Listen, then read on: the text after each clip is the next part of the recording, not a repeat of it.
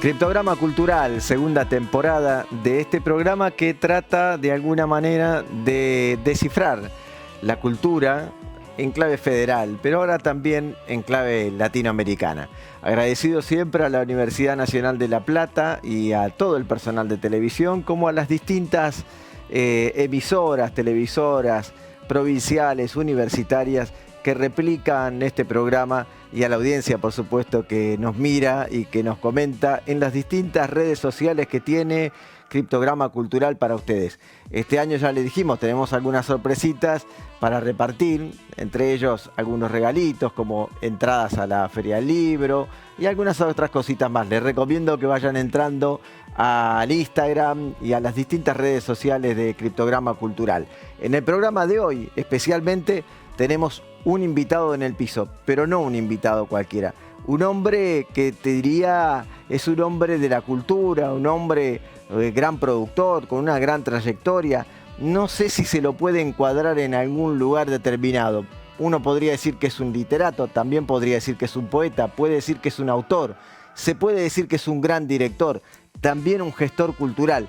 Lo que sí también estoy seguro que podemos decir de él es que es intercontinental. Es un hombre que nació, vivió y produce en la cultura en todos los ámbitos, desde la poética hasta la producción musical. Estoy hablando de Modesto López, un gran director que va a estar aquí, en el estudio.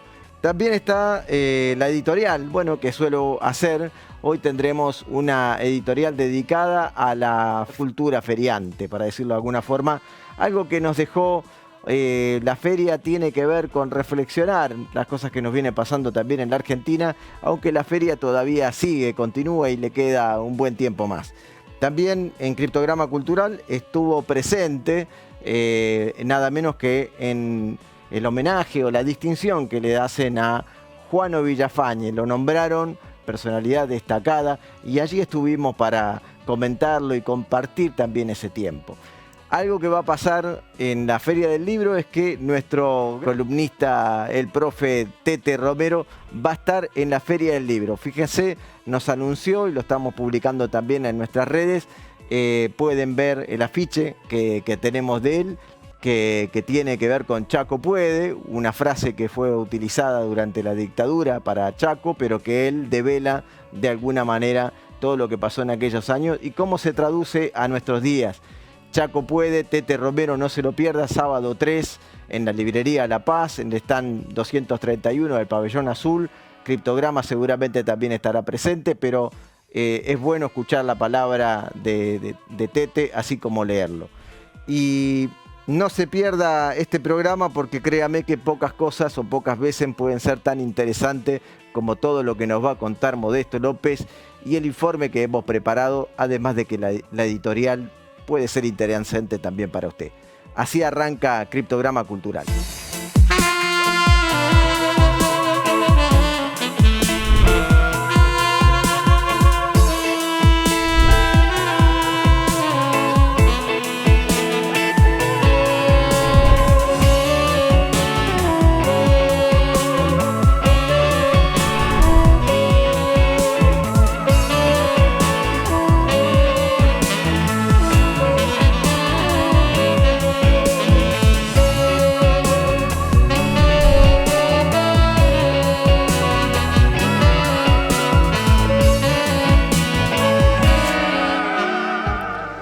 Continuamos en Criptograma Cultural y como les dije, un programa distinto, para mí muy especial porque es un maestro, pero es un amigo, un compañero, hemos hecho muchos trabajos juntos, realmente aprecio, valoro, admiro su trayectoria profundamente y sé que este programa no nos va a alcanzar ni siquiera para cubrir algún atisbo de la cantidad de cosas que ha hecho, así que primero empiezo por agradecerle, Modesto. Muchas gracias por estar aquí en Criptograma Cultural. Gracias a ti, Guillermo. Es un placer estar contigo en este programa tan importante que has iniciado.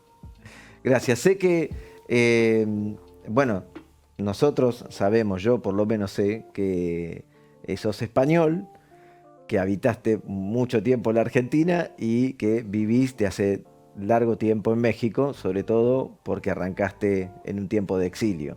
En la Argentina has tenido un periodo muy grande de trabajo, sin duda como gestor, pero sobre todo como actor. Contanos un poquito cómo arranca tu carrera cultural en general. Bueno, allá por los años 60 yo empiezo a estudiar en la Escuela de Teatro Casa Cuberta, que era la escuela creada por los que habían integrado el grupo de teatro Fray Mocho. Ahí yo me inicio estudiando, después estudio también con Gené, con Juan Carlos Gené, trabajo con Raúl Serrano, y bueno, empiezo ahí un trabajo que me lleva posteriormente, después de viajar solo por América Latina, regresar y formar un grupo de teatro, títeres y música que se llamaba Siripo, en homenaje a la primera obra de teatro de autor nacional que escribió José de Labardén. Con esa obra salimos a recorrer, con ese trabajo, con ese grupo, a recorrer América Latina. La primera gira fue de un año, recorriendo alrededor de 11 países, y la segunda gira fue de 5 o 6 meses por Sudamérica. Y las distintas situaciones sociales que vivía Argentina no permitió que siguiéramos con el grupo. Así que tomé la decisión después, posteriormente, por distintas situaciones políticas que había, de tener que irme del país. Me fui a vivir un tiempo a Ecuador y de ahí me fui a México, donde resido desde hace 47 años. Yo corro con ventaja porque, bueno, Modesto ha publicado hace muy poquito nomás, 2 años creo, ¿no? Este hermoso libro, este bellísimo libro, que cuenta gran parte de su historia. Fíjense, tiene una letra muy chiquita, miren el tamaño del libro, una letra muy chiquita con fotos, es realmente un documento extraordinario de la gestión cultural y el desarrollo cultural de Latinoamérica, porque Modesto ha estado en todos lados. Morriñas, Modesto López, quien lo quiera buscar, seguramente por internet lo puede comprar, en algunas librerías aquí también, pero sobre todo por internet. Y bueno, dice algo que me pareció muy atinado: aguas fuertes de mi andar por la vida. Y muchos conocimos a Modesto por distintas gestiones, pero yo recuerdo fuertemente aquel abril en Managua, que fue una cosa extraordinaria, un recital extraordinario, con una participación destacadísima de Mercedes Sosa, de Amparo Ochoa, de muchísimos músicos y músicas. Ahí me desperté a pensar, este hombre evidentemente transita no solo el patio de su casa, sino Latinoamérica de una manera muy fuerte, muy profunda, pero con simpleza a la vez. ¿Cómo fueron todas esas experiencias en tu vida? Bueno, fue con mi amigo Hans Langenberg, un compañero holandés.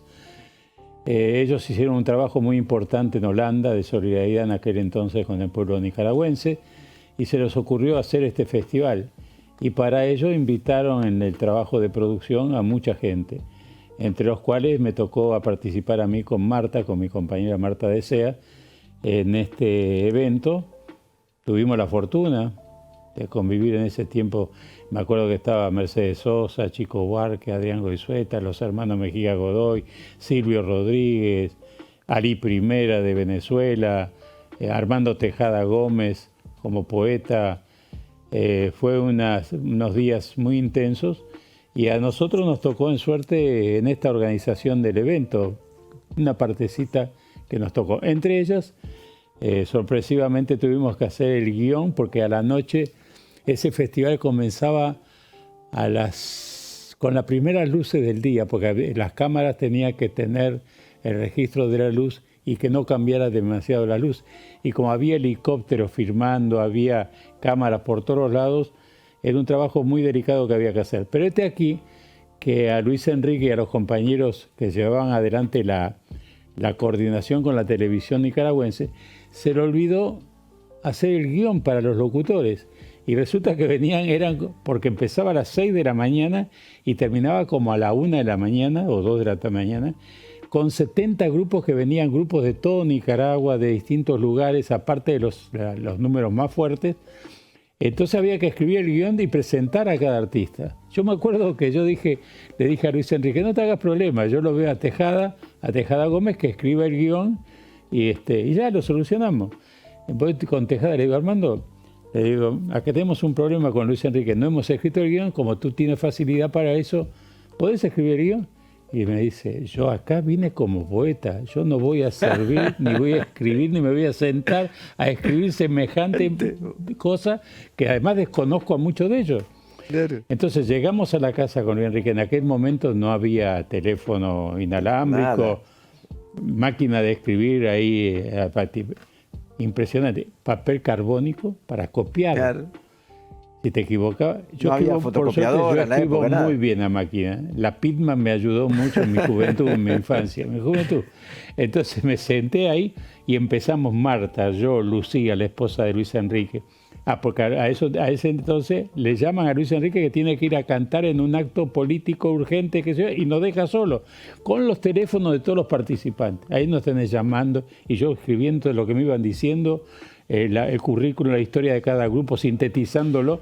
Por eso... Cuestión que a la mañana, a las 6 menos cuarto de la mañana, estábamos con los libretos, con el guión, entregándole a los locutores para que leyeran la presentación.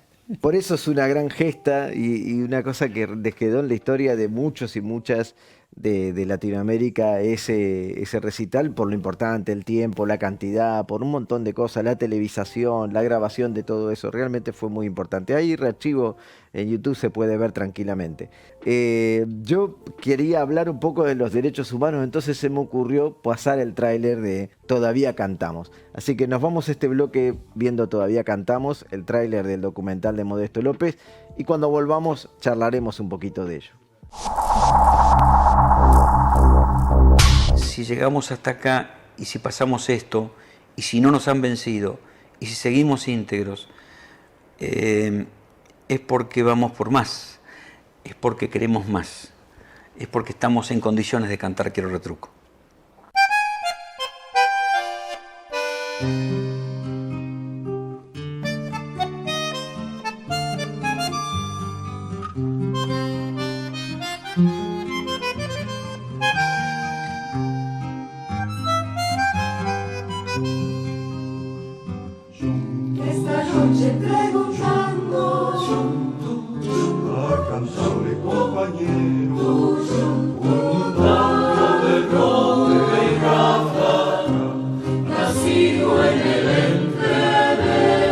Y bueno, junto con mi compañera Patricia decidimos que sí, integrarnos.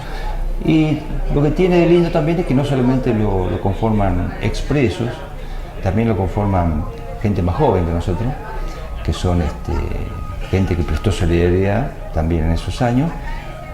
Y hay hijos, hay el caso de hijos desaparecidos y hermanos de personas que estuvieron desaparecidas.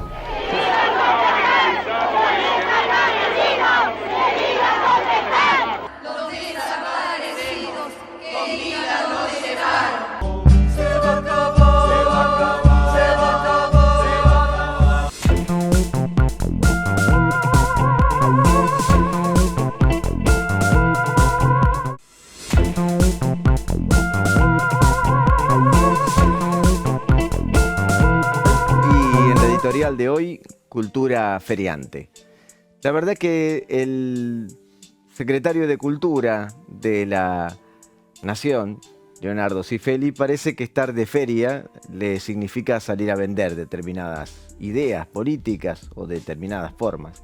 Yo, la primera vez que veo que decir que tal cosa no se va a hacer no significa censura, porque si eso no es así, creo que ya no sé qué es censura. Si uno dice en la cultura no tiene que participar la política, no entiendo de qué se trata, porque primero que la cultura forma parte de la política, y por otro lado, los programas culturales de una nación es el ejercicio de la política cultural para fomentar, desarrollar, impulsar, difundir, o como quiera llamarlo, a la cultura. Entonces, la verdad que no entiendo lo que quiere decir el funcionario Leonardo Cifelli. Creo que no soy el único que no lo entiende y que a su vez tampoco lo comparte, porque estuvo en el acto de presentación de la Feria Internacional del Libro, su edición número 49, y van a ver qué reacción tuvo el público. Veamos y escuchémoslos. Desde la gestión liderada por el presidente de la Nación, Javier Milei, sostenemos una cultura libre y sin orientación ideológica, por lo cual celebro que la Feria Internacional del Libro vuelva a recuperar esa senda. Gracias, Cristian. La política partidaria no debe intervenir en la cultura, y mucho menos debe ser el impulso de gastos innecesarios. Quiero también expresar un especial agradecimiento a la Secretaria General de la Presidencia, Karina Milei. Y la Secretaría amplió las líneas de financiamiento para sus gastos corrientes. Son los de siempre, Raúl, no te preocupes. A la transformación... ¿Termino, Cristian? Esta Secretaría va a priorizar la inversión en cultura, dejando de lado cualquier gasto innecesario. La gestión del presidente Milei consiguió 2 hitos enormes para la economía de nuestro país. ¿Lo sacaron ustedes el cepo o lo sacó Milei? La salida del cepo y bajar la inflación. Esto nos abre las puertas a una nueva era de libertad, de crecimiento real y de confianza en el futuro. Pero no olvidemos que Argentina sufre las consecuencias de una economía mal administrada y que más del 30% de nuestro país no puede acceder a la lectura como pasatiempo. Por eso, en el año de la reconstrucción de la Argentina, les pido que hagamos entre todos que leer no sea un privilegio de pocos. Muchas gracias. Algo que debe dar vergüenza sin duda en el resto del mundo es tener un secretario de Cultura de esta característica. Ya por empezar tenemos una cultura rebajada, lo hemos hablado todo el año pasado, ¿no? Pasamos de ministerio a secretaría, una secretaría que intenta vendernos los programas que antes decía que eran negativos, ahora los cuenta como si fuera positivo y cuenta cuánta inversión hicieron. Si la gente sabe cuánto se invirtió en 2023 y cuánto llegamos a la inversión en 2024, se dará cuenta que hemos perdido capacidad de ingreso. Porque decir 1.300 millones, 1.500 millones, sin contar la pérdida que contamos la semana pasada del 34% de accesibilidad al consumo cultural, es no entender que efectivamente la gente está perdiendo diversidad cultural. Un derecho humano en la Argentina, también consagrado dentro de nuestra Constitución, que efectivamente debería estar garantizado por el Estado Nacional. Pero creo que lo destacable de la apertura de la Feria del Libro no fue para nada el secretario, porque como habrán visto, lo abucharon, lo silbaron, tenían sus razones. Contar allí que Milei había sacado el cepo o que había de alguna manera cortado con el cepo, como lo dijo él, me parece poco serio. Primero, que eso no es cierto, que solo la gente puede acceder a $100 por mes. Y por otro lado, ¿quién se ve beneficiado? Las editoriales extranjeras, que pueden retirar su inversión en dólares hacia afuera, es decir, lo que llaman comúnmente como fugar divisas, porque las editoriales nacionales, los autores, las autoras, quienes realmente realizan los libros, no le veo ningún beneficio. Y a los que compramos, adquirimos, nos interesa la literatura, creo que tampoco. Por eso destaco las palabras de Juan Sasturain, que estuvo en el discurso inaugural este año y dijo nada menos que esto, que es sumamente importante, no solo para no tener vergüenza de lo que nos pasa en la Argentina, sino para pensar para qué hacemos una feria del libro. Escribir, editar, comprar y almacenar libros son actos generalmente saludables en el concepto de la equívoca cultura que supimos conseguir. Conversar, opinar sobre ellos, sobre su heroica historia e incierto porvenir, una casi compulsión que suele convocarnos. Incluso nos preocupamos, como ahora en este momento y como casi siempre. Sin embargo, y ya se dijo acá hace un rato, con buen criterio, hay un solo acto central e ineludible con respecto al libro que otorga sentido a todos los demás, que es el fundamento en su origen y el único sostén genuino de su porvenir, de su mera existencia. La lectura, el gesto íntimo, personal, fundante de leer. Y la lectura no existe. Existen personas que leen. Y al hacerlo se hacen más personas. Se llenan de más personas, se encuentran con más personas en un diálogo personal, si cabe la redundancia. Leer es compartir, conocer, abrirse callado pero atento a lo que ese otro, como uno, tiene para decir. Tiempo de abrirse entonces, de saber escuchar en la atenta verdadera soledad productiva y fecunda del mano a mano con el libro. Eso, un libro abierto, usado y manoseado, sin distancia social ni otro protocolo que las ganas de entregar la atención a lo otro que tiene el otro y que sabe y que por suerte uno no tiene todavía. Seguimos con Modesto López aquí en nuestro estudio y también algo que tiene que ver con la Feria del Libro, porque efectivamente Modesto lleva hace mucho tiempo una editorial de música, pero también editando libros, que es Pentagrama, ¿no es cierto? Digo, ¿cómo surgió Pentagrama, Modesto? Bueno, Pentagrama va a cumplir ahora en el mes de octubre 45 años. Surge de una iniciativa que tenemos con Marta de crear un sello grabador independiente que contribuyera a enriquecer el pensamiento del ser humano, tanto en la música como en la poesía. Así como nos abocamos, ahí dimos mucha atención también a la música para niños, entendiendo que es fundamental la educación en la niñez. Así es que creamos este sello grabador pensando en un catálogo importante que reflejara la realidad de México, fundamentalmente, que es donde residíamos, y América Latina. Así como al día de hoy tenemos alrededor de 800 títulos editados en el catálogo de Pentagrama de los más diversos géneros musicales, desde el rock, la música bailable, el tango, el jazz, en fin. Eso sin abandonar tu tarea de director de teatro, productor de teatro y director de películas. Sí, hicimos en ese trabajo. No solamente hicimos un catálogo importante en Pentagrama, sino que también tratamos de contribuir a las universidades, a las organizaciones culturales, instituciones, donde produjimos más de 400 títulos para esas instituciones, incluidos videos documentales que tienen que ver con festivales, con eventos culturales, musicales que se produjeron en México fundamentalmente y en algunos países de América Latina. Así que también, como bien decías, editamos varios libros alrededor de la música, entre ellos Lito Nebbia, por ejemplo, sacamos un hermoso libro, creo que es uno de los mejores libros que he leído alrededor de la música, muy bien escrito por Lito, que recomiendo. Él tiene 3 libros, recomiendo cualquiera de ellos, es una maravilla.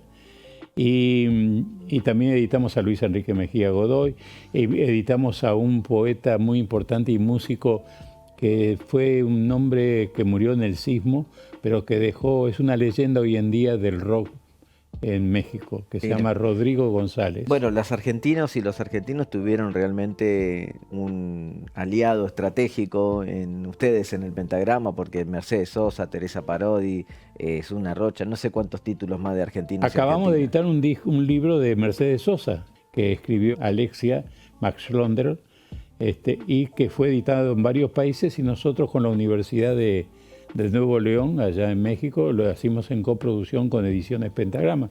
Acabamos de editar el libro y lo trajimos ahora, que lo vamos a presentar aquí también. Qué bueno, es una producción extraordinaria. Recién, en el bloque anterior, pasamos un ratito un tráiler que tiene que ver con Todavía Cantamos, que son los presos políticos que se dedicaron a armar un coro en esa circunstancia. Los derechos humanos siempre fueron un tema para vos, pero sobre todo pensando no solamente en la Argentina, en México, sino en Latinoamérica.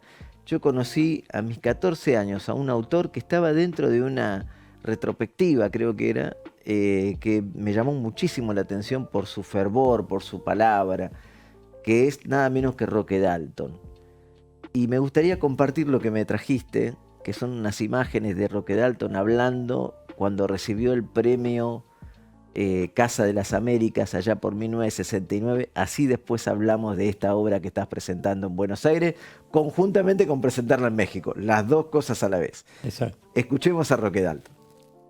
Las orientaciones actuales de mi trabajo en poesía están encaminadas desde el punto de vista formal a tratar de dejar atrás cierta forma de hacer la poesía que en América Latina fue fundada, a mi modo de ver, por Pablo Neruda, que es la poesía himno, la poesía canto, la poesía que se dedica a cantar a las cosas, a los hombres, a sus heroísmos. Nosotros estamos trabajando un grupo importante de poetas latinoamericanos en otra dirección, una poesía que en lugar de cantar plantee problemas, plantee los conflictos, plantee las ideas que son muchísimo más eficaces que los himnos para hacer que el hombre cobre conciencia de sus problemas en la lucha de liberación de nuestros pueblos, por ejemplo.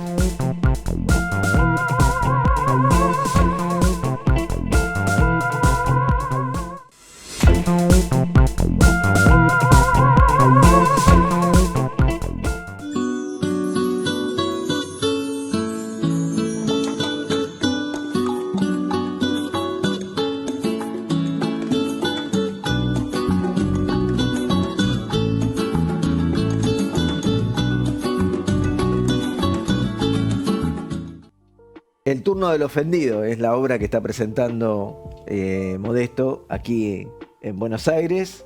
Primero en la Ciudad Autónoma de Buenos Aires, después aquí en La Plata. Pero primero hablemos de cómo surgió el turno del ofendido. Bueno, el turno del ofendido nace con motivo de que yo saco un disco en la época de los años 1981. Yo viajo a Cuba y encuentro la cinta de grabación de Roque Dalton sin editarse en Cuba todavía, que se iba a editar dentro de la colección que tiene Casa de las Américas, que se llama Los Poetas en su palabra, en su voz. Yo llevo la cinta y habíamos creado la Brigada Cultural Roque Dalton, que estaba formado con bastantes intelectuales de México, y decidimos editar ese disco, a lo cual yo solicito apoyo a varios músicos, entre ellos Noel Nicola, Oscar Chávez, Arturo Cipriano y otros compañeros que le ponen música a poemas de Roque Dalton. Así fue como editamos el disco. Posteriormente se cumple un aniversario en El Salvador de Roque Dalton y se me ocurre escribir un espectáculo, armar un espectáculo, hacer el guión y presentarlo en la universidad donde estudió, la Universidad Católica, donde estudió Roque Dalton. Ahí lo presentamos con todo músico de Centroamérica, incluido Nahuel Porcel de Peralta, que lo traje de México, y los demás participaron de los Mejía Godoy, participó Adrián Goizueta, Exceso de Equipaje de El Salvador, actores salvadoreños. Actrices, actores, músicos, todos muy destacados en Latinoamérica. En la Argentina quizás los nombres no son tan conocidos, pero son realmente muy importantes. Ahora, un amigo tuyo, muy conocido aquí en la Argentina, está anunciando y promocionando, diciendo que vayamos a ver el turno del ofendido. Fíjate vos quién es. Hola, soy León Gieco y quiero darles una noticia muy importante. El turno del ofendido, obra teatral, poética, musical y audiovisual sobre la obra y vida de Roque Dalton, salvadoreño asesinado hace 50 años, se presentará en Argentina, Buenos Aires, del 6 al 11 de mayo en el Teatro El Popular, calle Chile 2080, Cava. No faltes. Roque Dalton, poeta, periodista, ensayista, novelista, marcó con su palabra la literatura latinoamericana. Los viejos amores que no están, la ilusión de los que perdieron, todas las promesas que se van y los que en cualquier guerra se cayeron, todo está guardado.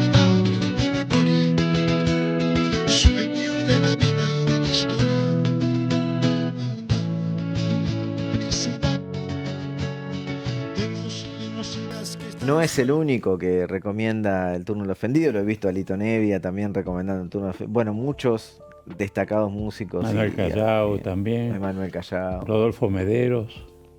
Muchos compañeros que son amantes de Roque Dalton. Y con muchos de ellos, o con casi todos los que estamos nombrando, hiciste alguna película, o te editaste algún libro, o sucedió algo. Pero ahí hablaba sobre Roque Dalton, que fue asesinado. Yo recuerdo, y tuve la suerte de compartir contigo, gracias a tu generosidad, de hacer El caído del cielo, una película realmente que reivindica al trabajador zafrero que se dedicó a luchar, a dar la vida allá en el monte tucumano. Y bueno, también hablábamos de un hombre que fue asesinado, tirado, arrojado al cielo. ¿Cómo murió Roque Dalton? ¿Cómo fue asesinado? ¿Qué es lo que pasó con Roque Dalton? Bueno, hoy en día podemos ya afirmar recomiendo mucho leer la revista Crisis, que acaba de salir, la número 66, donde viene un artículo muy interesante de Pablo Solana, donde escribe, se ha descubierto hace poco, documentos de la CIA donde explican claramente la trama, cómo la CIA influyó para que ocurriera ese asesinato en las guerrillas salvadoreñas, donde matan a Roque Dalton haciéndolo pasar como una persona que era traidora a su propio movimiento. Esto fue tramado por la CIA precisamente. Cuando sepas que he muerto, no pronuncies mi nombre. Le puso al nombre del artículo que cuenta esto que estás diciendo ahí en la revista Crisis. Muy recomendable, sin duda. Sí. Bueno, entonces así es como muere Roque Dalton. Al día de hoy no se han encontrado sus restos. Todavía los hijos siguen buscándolo. Pero bueno, lo importante es lo que Roque dejó en su vida. Dejó una vida llena de esperanzas, llena de ilusiones, convencido que lo que estaba haciendo era lo correcto en aquel entonces, en un país muy sufrido, muy golpeado desde muchísimos años por las distintas dictaduras militares, por los distintos gobiernos que vendieron la patria de El Salvador sin importarle nada, y donde él trató de hacer un cambio por las formas y los medios que él entendía en esos momentos que podían ser el vehículo adecuado. Así que entonces recordar a Roque Dalton es la poesía de Roque Dalton. Lo que él escribe, Roque Dalton, tiene hoy una vigencia importantísima en países como Argentina, como Ecuador, como ciertos países donde se vive situaciones realmente que uno no esperaba vivir, muy conflictivas, muy confusas, y creo que la poesía de Roque es esperanzadora. Además, es un poeta lleno de humor, con un sentido del humor frente a las situaciones difíciles. Era un hombre que veía las cosas positivas en las relaciones de pareja, en las relaciones de lo que debía ser el hombre nuevo, en la convivencia del hombre con el hombre y los sueños que uno pelea todos los días para crear un mundo mejor, ¿no? Una vida muy dura además, porque después de tanto esfuerzo, de tanta dedicación poética, periodística, militante, que lo acusaran de traidor y que gran parte de la gente se quedara durante mucho tiempo pensando en que así lo fuera. Qué bueno la nota de Solanas que acaba de salir, que claramente queda bien sabido por qué fue asesinado, quiénes lo asesinaron, y que nada tenía que ver con esa traición que lo acusaban. Ahora, en El turno del ofendido, ¿qué puede encontrar la gente en la obra? Bueno, va a encontrar primero unos músicos estupendos como es Julio Lacarra, Casiana Torres y Hernán Tulusi, que son tres músicos, y también participa el compañero Leonel Iglesias en la guitarra. Todos tocan guitarra y cantan, y dos actores también como Isabel Quinteros y como Orlando Santos, que participan en la obra. También la obra va acompañada de video donde se proyectan imágenes del propio Roque Dalton hablando, diciendo su poesía, brevemente, poemas muy cortos, que van alimentando la estructura dramática de la obra. La obra dura 1h20 aproximadamente. Por cierto, que aunque ahí solamente se anuncia que se va a presentar en el Teatro del Pueblo, el Popular en Buenos Aires, también lo vamos a presentar aquí en La Plata el día 14 de mayo, que creo que cae miércoles, en la Sala Piazzolla del Teatro Argentino, Ya vamos a entrar en la presencia de la obra del Turno del Ofendido aquí en La Plata. No me quiero quedar solamente con Roque Dalton, a pesar de que también soy un apasionado, pero tu obra es tan grande, tan difícil de abarcar, que yo sé que no me va a alcanzar el programa, pero me gustaría saber por qué, cuáles fueron tus razones para decidir a cada uno de los artistas que fuiste haciendo distintos documentales y obras de distinto tipo, como, no sé, como la de Amparo Ochoa, por ejemplo. Sí, en el caso te hablo ahora que estábamos con Roque. ¿Por qué elegí a Roque? Porque el Roque representa en la poesía y en la concepción que él tenía de la vida y de los compañeros, algo muy importante que no debemos perder, que es la solidaridad permanente entre los seres humanos para un mundo más asequible, más posible para poder vivir. Pero además de eso, su poesía refleja todo aquello. Yo trato siempre, desde el comienzo, cuando hicimos en su momento Pedroni o otros poetas, que entiendo que la poesía se debe decir de manera tal que cualquiera puede entenderlo, que cualquiera pueda decir, yo puedo también escribir poesía, yo también entiendo. Transformar ese lenguaje poético en algo cotidiano, como lo transformó Roque Dalton con su pueblo. Roque Dalton es leído y escuchado hasta el día de hoy por jóvenes, por distintas edades, de los distintos países de América Latina que yo he recorrido.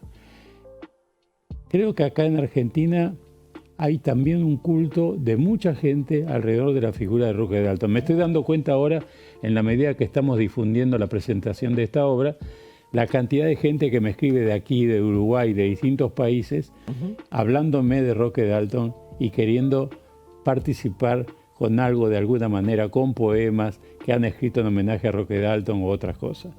Yo sé que esto todo tiene un hilo conductor en tu vida en este sentido y también en la poesía y en el compromiso social, político, sobre todo la búsqueda de la equidad, de la igualdad, de la justicia social, si uno quisiera, porque la experiencia que marcás con el documental de Solentiname, que también entiendo que estas palabras que acabas de decir para Roque le caben también a Ernesto Cardenal, ¿no? Claro. Porque esta cosa que hace la poesía más cercana, que se puede pareciera que se puede tocar el mundo poético, ¿no? Sí. Por ejemplo, lo de Cardenal tú dices bien, porque no es una poesía fácil. Él no es fácil, no era fácil encarar. Y bueno, lo que yo entendí en su momento fue cómo entrar a su mundo, cómo permitirme conversar con un hombre de ese nivel de inteligencia y de capacidad de análisis para poder entrar y llevar adelante ese documental. Primero convencerlo de que había que hacer un documental, que eso es un problema, es otra historia. Vamos a hacer un programa de nuevo de Ernesto Cardenal, porque todo es un tema. Yo me voy a ir de este bloque celebrando el día que se te ocurrió hacer esta película de Amparo Ochoa, porque elegirla a una mujer tan iluminada como Amparo, pero además tan sencilla, es una muchacha de un pueblito que salió y logró eso. La verdad que todos tenemos que estar agradecidos de que hiciste ese trabajo, porque la ilustra cabalmente. Vamos a ver el tráiler, nos vamos a la pausa después de ver el tráiler y volvemos para el siguiente bloque con seguir compartiendo con Modesto López. Como una rueda de cobre. Dentro de este medio yo conocí gente muy valiosa que me ayudó muchísimo a comprender que la tarea de los cantores como nosotros pues es de una gran responsabilidad y tenemos que dar lo mejor que tenemos a nuestro pueblo, que lo merece todo. Y en cualquier escenario, como me decía Óscar Chávez.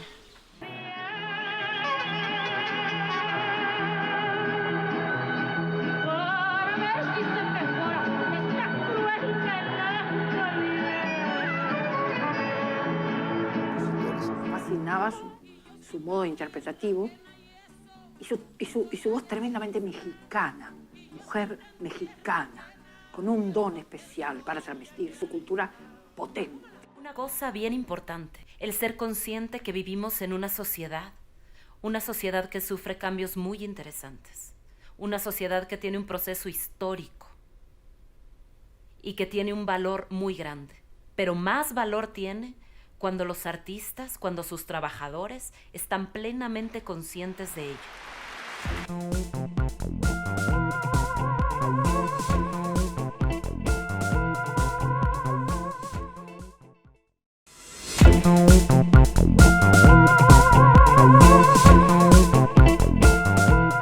Criptograma cultural presente nada menos que en la legislatura porteña para homenajear hoy a un hombre que ha pasado por el programa de Criptograma, que es un literato, que es un escritor, pero también un hombre de la gestión cultural. Juano Villafañe será reconocido hoy como ciudadano ilustre de la Ciudad Autónoma de Buenos Aires. Villafañe es poeta, dramaturgo, gestor cultural y periodista, y es autor de una gran cantidad de libros y publicaciones. Además se destaca su rol como fundador, curador y gestor de centros y espacios culturales como la Bodega Liberarte y el Centro Cultural de la Cooperación. Por todos estos motivos, hoy estamos celebrando a Juano Villafañe junto con algunas, muchas diría yo, personalidades muy importantes del teatro y periodismo. Emocionado de este acto de justicia que le debemos a la iniciativa del diputado Baldessi, que nos hace mucho bien a todos.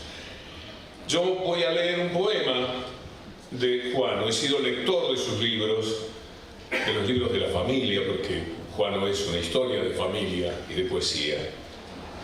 Voy a leer un poema de una canción que canta Débora Infante y que muchas veces paso en mis programas de radio.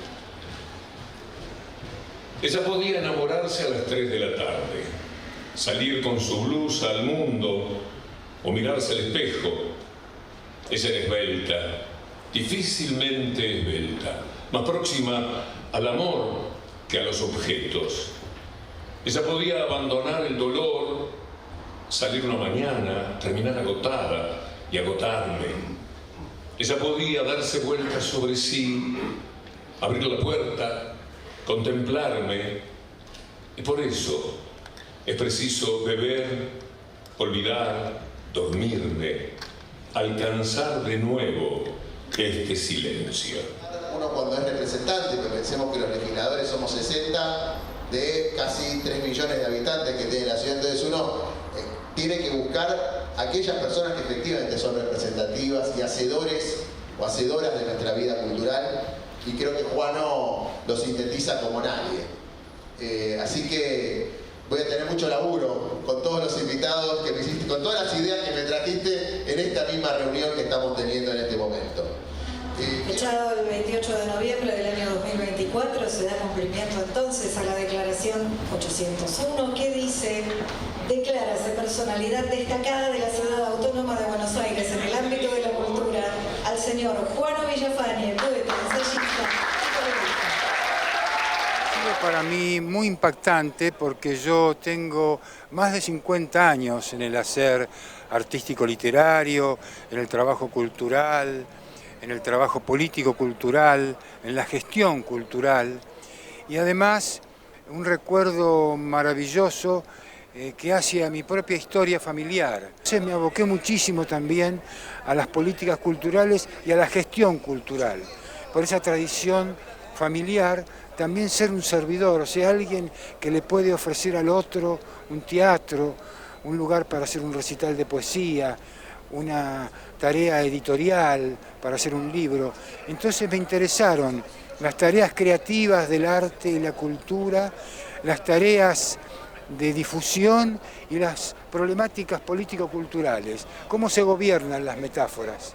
¿Cuáles son los gobiernos de las metáforas? ¿Cómo se gobiernan los símbolos, los bienes culturales? ¿Cómo se administran para que todos puedan llegar, que todas puedan llegar y todos puedan llegar a la poesía, ¿no es cierto? Muchas veces escuché a varios artistas decir los homenajes llegan cuando a uno ya lo empiezan a jubilar, pero sin embargo yo a vos te veo, o nosotros te vemos, con un pasado, con un presente y con una mirada de futuro tremenda. ¿En qué sigue Juano Villafañe después de estos homenajes? No, yo creo que sigo en el hacer de la construcción poética, en la tarea artística literaria, en la gestión cultural, en las políticas culturales. Hay que seguir en todo eso. Por eso decía acá que la experiencia poética que te permite a vos ir hacia el poema, ir hacia la obra de teatro o ir hacia una coreografía, también la gestión cultural es una experiencia poética y las políticas culturales también son experiencias poéticas. Son experiencias poéticas maravillosas, que se integran totalmente. Yo en todo caso creo así y que debe ser así. No hay por qué terminar las etapas se continúan unas a otras siempre, ¿no? Son constantes, son permanentes. Entonces uno siente que justamente, como decía yo a propósito del poeta acá, Rafael Felipe Oteriño, la poesía es una conversación infinita. Toda la vida conversamos, toda la vida hacemos cosas por la poesía y por la cultura.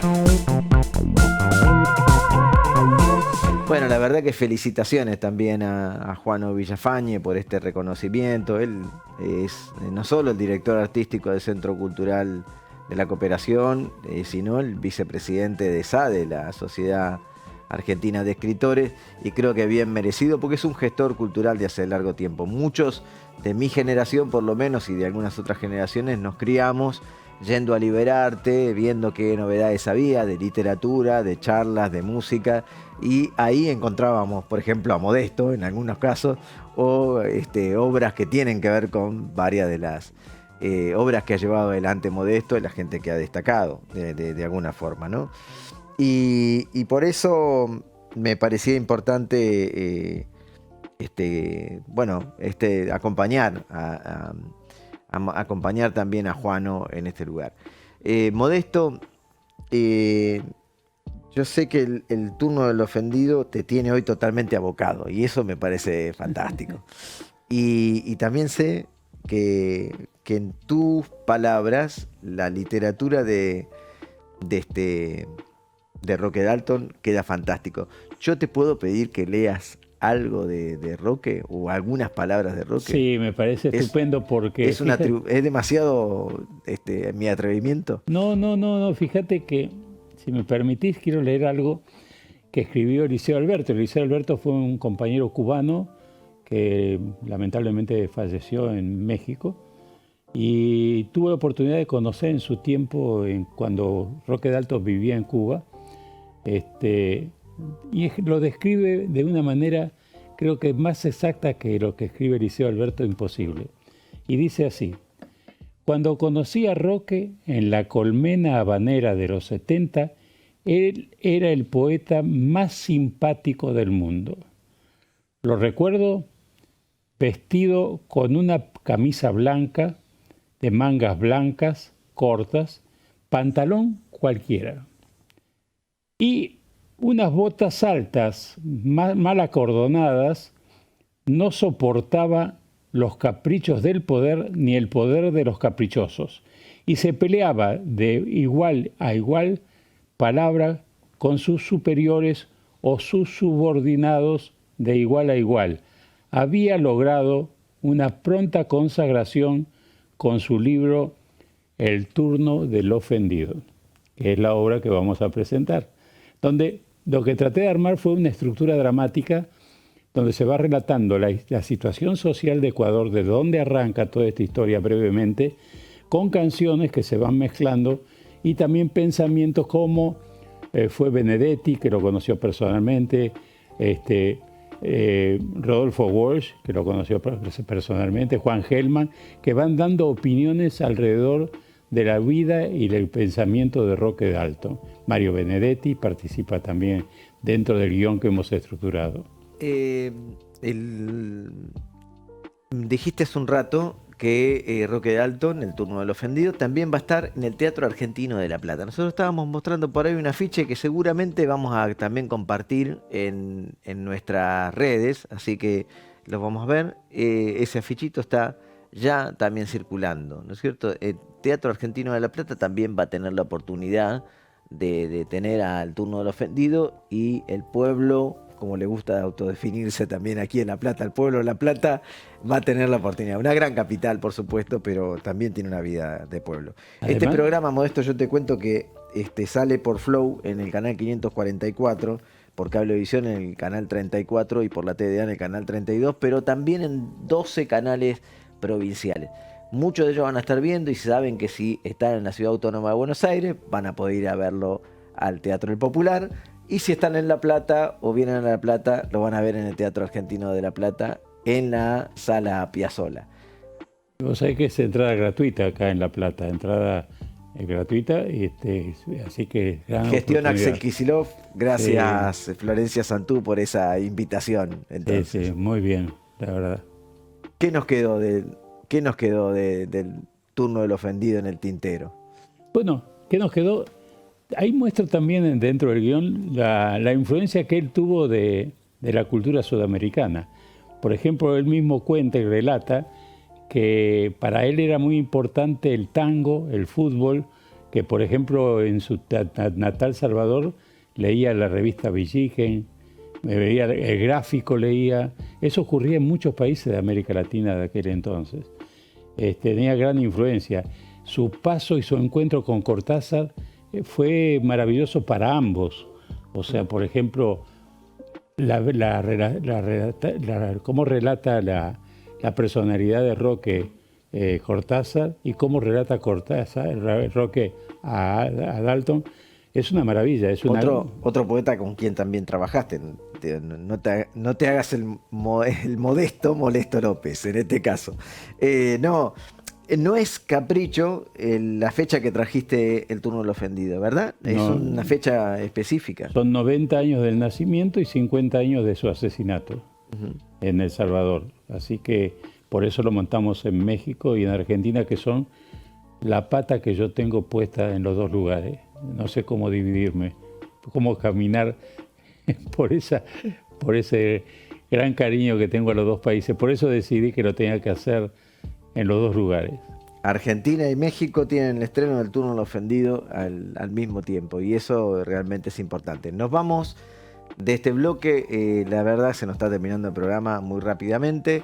Les pedimos que si nos están viendo, si nos siguen en este momento, nos den un like también en las redes sociales, en Instagram, en YouTube.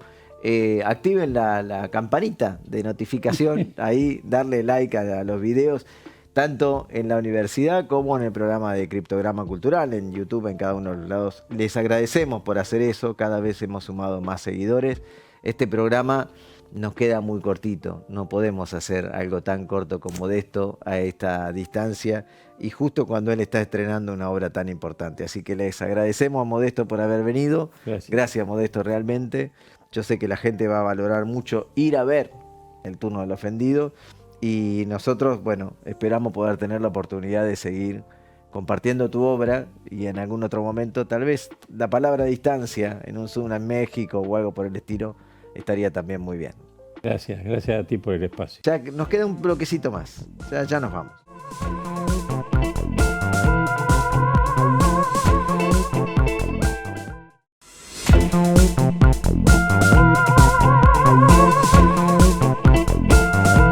Se terminó Criptograma Cultural, una pena, porque realmente la vida, la obra de Modesto López es realmente muy interesante, y seguramente vamos a tener la oportunidad de seguir compartiendo, porque yo tuve, ya te dije, el honor para mí, la posibilidad de compartir, hacer una película contigo, que es El Caído del Cielo, y siempre te voy a estar agradecido por esa oportunidad.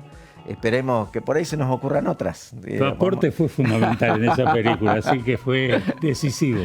Bueno, te agradezco mucho, pero el turno del ofendido es lo que está presentando Modesto esta vez, y va a ser en la Ciudad Autónoma de Buenos Aires, en el Teatro El Popular, y también aquí en La Plata, en la ciudad de la capital de la provincia de Buenos Aires, La Plata, en el Teatro Argentino y en la Sala Piazzolla. Pero si puede, si tiene la oportunidad, no se olvide, adquiera aquí nada menos que el libro de Modesto López, Morriñas. Las experiencias son tremendas. Yo creo que estuvo con cada poeta que es posible estar de habla española y alguno más, y también con cada artista que pudo, y en cada cosa que, no quiero deschavar, pero realmente da envidia a la vida que ha tenido hasta ahora Modesto y que sigue dando. Así que gracias Modesto por estar aquí. Gracias a ti. Por favor, gracias, de verdad. Nos vamos. Criptograma Cultural la próxima semana, quizás un especial de la Feria del Libro, entre otras tantas cosas que podemos llegar a mostrar.